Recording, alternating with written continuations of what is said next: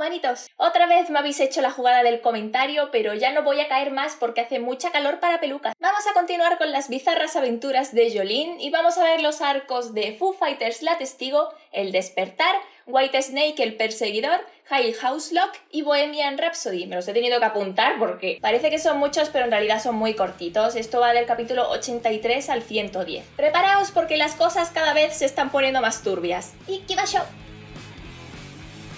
Tras acabar con el stand de D&G, Anasui y Jolene se percatan de que el bebé verde había, digamos, nacido y se escapó gateando. Rápidamente lo siguieron, pero conforme se acercaban a él, cada vez se hacían más y más pequeños. El tamaño al que encogían iba siendo proporcional a la distancia hasta alcanzarlo, de forma que por mucho que corrieran tras él, se irían encogiendo lo suficiente para no poder recortar nunca las distancias suficientes. Jolene trató de usar sus hilos para acercarse algo más, pero los hilos también encogían, no había forma de llegar a su rango, cuando de pronto el bebé verde manifestó a su stand. El stand era más grande que ellos, así que era difícil ganar la batalla, y aunque el bebé se distrajo un poco con el zapato de Jolene, demostró tener inteligencia al lanzarle piedras que eran como rocas gigantes para Jolene y Anasui. A la vez que esquivaban las rocas, el stand los perseguía, así que Anasui se las arregló para engañarlo y atraparlo dentro de una botella de vidrio, y con Diver Down modificó la boca para que ellos pudieran salir y luego la cerró con el tapón dejando al stand allí dentro. Al atrapar al stand, el bebé verde no podía seguir avanzando, pero era muy inteligente y golpeó la botella que fue rodando peligrosamente hacia ellos, de forma que acabó aplastando a Anasui. Jolene quiso romperla para liberarle, pero Anasui insistía en que si lo hacía liberarían también al stand del bebé y sería peor. Entonces de pronto el bebé tocó a Jolene y los devolvió a su tamaño original. Jolene igualmente había roto la botella para salvar a Anasui, pero en vez de atacarles parecía interesado en la marca de nacimiento de los Joestar, y su comportamiento era bastante amistoso con ella. Mientras tanto, Foo Fighters trataba de huir de Whitesnake. Intentaba llegar hasta un grifo, pero Whitesnake la tenía atrapada. Foo cada vez perdía más plancton, así que mientras distraía a Whitesnake dándole conversación con la mitad superior de su cuerpo, la mitad inferior se llevó su disco hacia el grifo para hidratarse. Pero Pucci se había adelantado, había modificado el grifo con un disco que hizo hervir el agua. El plancton no sobrevive en agua hirviendo, así que Foo Fighters se desintegró, dejando indefenso y al descubierto el disco de su intelecto. Sin embargo, Foo Fighters escondía también en su cuerpo una radio. Con ella informaba de la situación a Weather Report, el cual al no tener respuesta de ella supuso lo peor, y con su stand llevó la lluvia a la zona. Gracias a esa hidratación en el momento justo, Foo, que prácticamente se había desvanecido, pudo recuperarse y huyó llevándose su disco. Whitesnake no pudo seguirla porque la lluvia también trajo una espesa niebla que le hizo confundirse con su propio reflejo, y al fin Weather Report se encontró con Foo Fighters. Foo y Weather Report se reunieron con Jolene y Anasui, y tras una escenita de celos por parte de Anasui al ver que Jolene y Weather se abrazaban, Anasui decidió que lo mejor para todos era acabar con la vida de aquel niño verde. Sin embargo, no pudo llegar a ponerle la mano encima, ya que Whitesnake se había hecho pasar por Weather Report e hirió muy gravemente a Anasui y le quitó el intelecto a Foo. Jolene pudo cubrirse del ataque, pero perdió el brazo derecho. El padre Pucci también había llegado, y gracias a que este pisó su brazo, Jolene pudo atraparlo con Stone Free y creó unas esposas para mantenerlo a buen rango de sus ataques. Sin embargo, al estar en contacto a través de las esposas, Pucci podía sacar el disco de Stone Free. Con solo acercarse un poco podría arrebatárselo. Aunque el disco era también un impedimento para su visión, Jolene, por puro instinto, pudo golpear a Pucci partiéndole un brazo. En un recuerdo de Pucci con Dio, Dio dudó de él por un momento y le retó a que le arrebatase el disco de su stand, pero Pucci se mantuvo firme, él lo amaba como a un dios. Esa prueba le aseguró a Dio que Pucci era el indicado para llevar consigo una parte de él, y le dio el hueso que Pucci guardó con tanto recelo. El sacerdote estaba en una situación complicada. A esas distancias Jolene tenía las de ganar, así que cogió el disco de Yotaro y se lo lanzó a Anasui. Si un disco de memoria se introducía en una persona moribunda y ésta muere, el disco desaparecería para siempre. Jolene tenía que elegir, o recoger el disco de su padre antes de que Anasui pereciera, o acabar con Pucci ahora que lo tenía tan cerca. Jolene escogió el disco, así que Pucci aprovechó para llevarse al bebé. Al recitarle una serie de palabras, la criatura comenzó a devorar su cuerpo, y al mismo tiempo el disco de Yotaro se introdujo del todo en el cuerpo de Anasui. Jolene no podía sacarlo, y aunque cosió las heridas de Anasui, este no tenía fuerzas para expulsarlo, estaba muriendo. A través de Diver Down se comunicó con lo que quedaba de Foo Fighters y le pidió que por favor se introdujera en su cuerpo y expulsase el disco por él. No le importaba morir, solo quería ayudar a Jolene, no podía verla sufrir. Foo así lo hizo, expulsó el disco y también salvó la vida de Anasui, pero ella no podía seguir más en ese mundo. Lo que más asustaba a Foo era no poder despedirse de sus amigos, pero por suerte pudo hacerlo. Se sentía bien. Ese espíritu era la prueba de que tenía intelecto propio, y aunque Jolene insiste en que recuperaría el disco de Foo Fighters que se llevó Pucci, Foo le aseguró que ese disco no sería ella. Finalmente, el alma de Foo se marchó, feliz de haber podido despedirse de Jolene.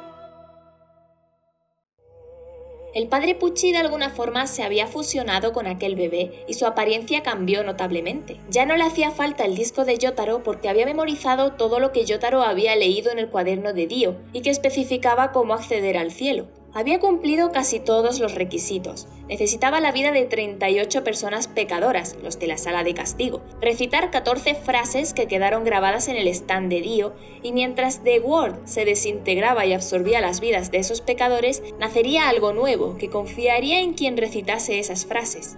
El siguiente paso era ir a una ubicación concreta y esperar a la luna nueva. Era entonces cuando el cielo vendría a él.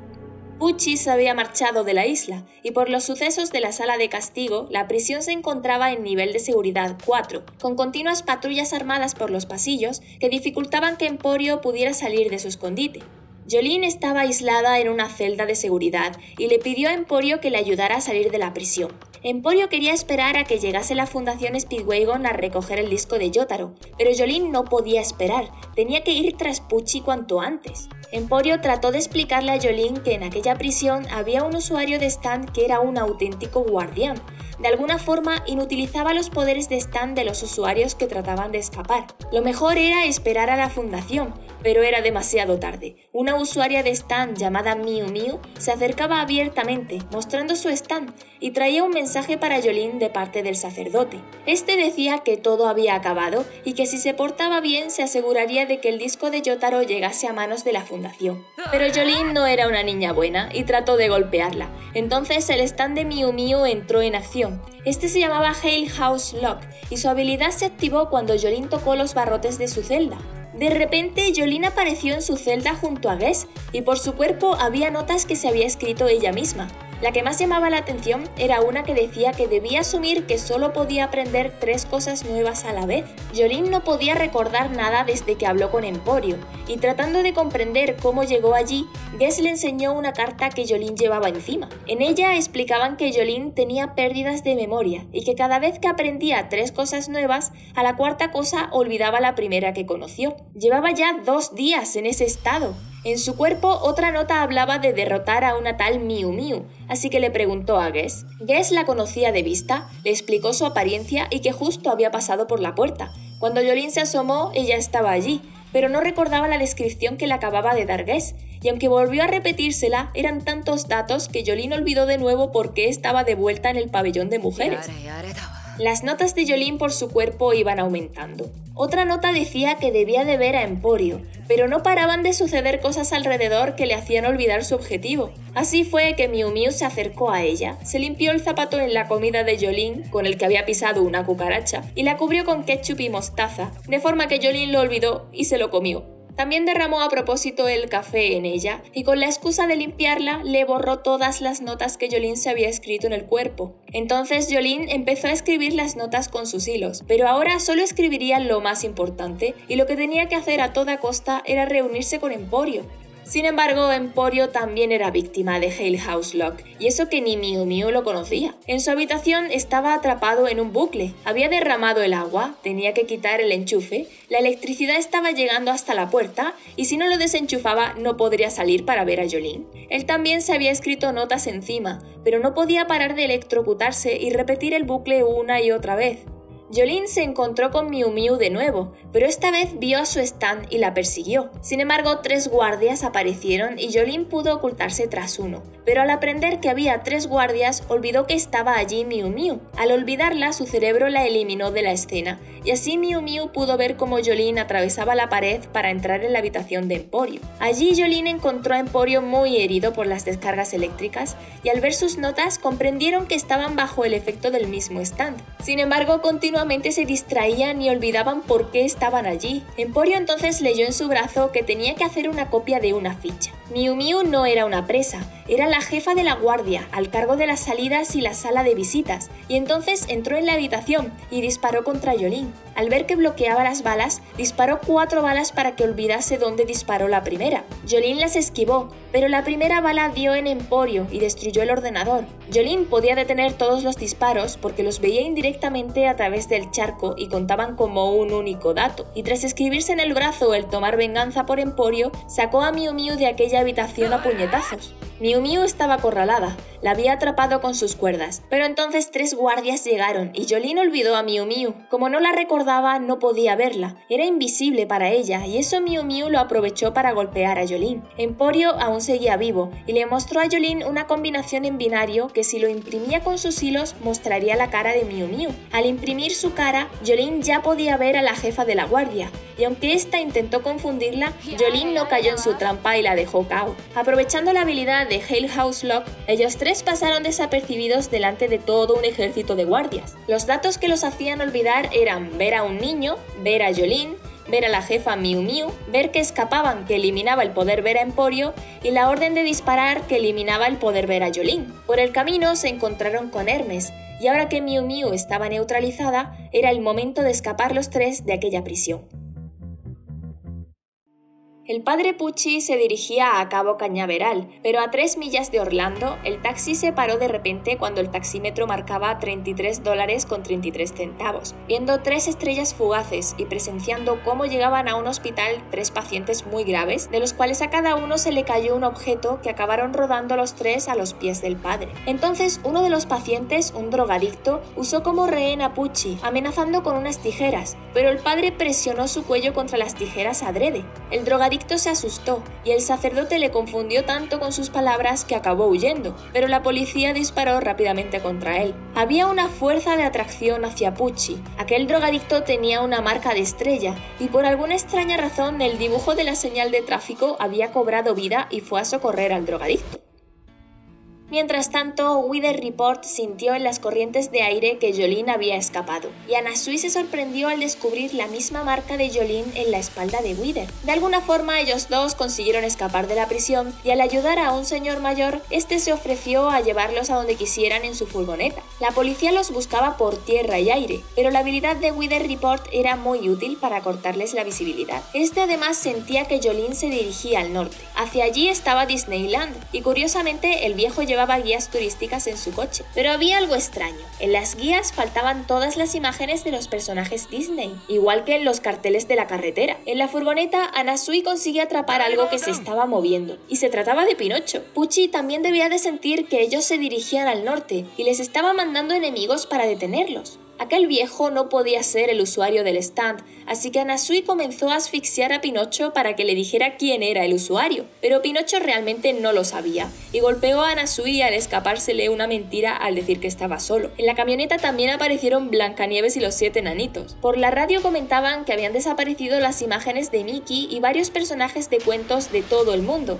y de repente, por alguna razón, Anasui se había dividido en 2. Su cuerpo estaba bajo la camioneta y su alma no podía ser vista por nadie. Intentó ayudarse a sí mismo con Diver Down, pero estaba pegado a algo. Finalmente el viejo, que también se había dividido en 2, estrelló la furgoneta y Anasui estaba tan cabreado que acabó matando a Pinocho. Al hacer esto, regresó a su cuerpo y le explicó a Wither Report lo que había sucedido. Wither, al no recordar nada de su pasado, no recordaba tampoco a esos personajes, y al parecer esa era la razón por la que él no estaba siendo afectado por la habilidad. Wither además podía presentir al usuario.